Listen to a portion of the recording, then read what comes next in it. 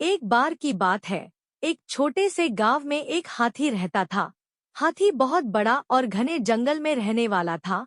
वह किसी से नहीं डरता था और लोगों को अपनी शक्ति का एहसास कराना पसंद करता था। एक दिन गांव में एक कुत्ता भी था।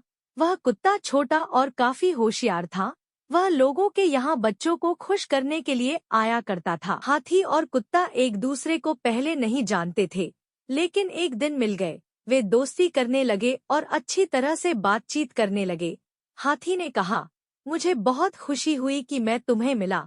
मैं शायद दुनिया का सबसे बड़ा और ताकतवर जानवर हूँ। कुत्ता समझता था कि हाथी थोड़ा बड़ा और घमंडी है, इसलिए उसने कहा, हाथी, मुझे मालूम है कि तुम बहुत बड़े हो, लेकिन फिर भी इंसान तुम्हें धकेलकर मार सकता है, और मुझे तो बहुत छोटा और दुर्बल होने की वजह से सब कुछ बचाना होता है। हाथी इस पर हंसते हुए कहा, तुम ठीक कह रहे हो, लेकिन फिर भी मैं कभी बचने के लिए तुम्हारी मदद ले सकता हूँ। मैं तुम्हें अपनी शक्ति और ताकत से बनाया गया हूँ। कुत्ता गंभीर रूप से बोला, मैं जानता हूँ कि तुम कितने शक्तिशाली हो, लेकिन प्रेम और सहायता देने की क्षमता मेरे पास है।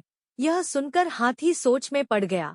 वह समझ गया कि शक्ति और ताकत के बावजूद प्रेम और मदद कुछ भी नहीं होते हैं। हाथी ने खुद को आजमा कर देखने का फैसला किया और वह बच्चों के संगीतायन में से एक साझा करने के लिए खुद को मंडराने लगा। यह देखकर कुत्ता बहुत खुश हुआ और उसने कहा, हाथी, तुमने सबके दिल जीत लिए हैं।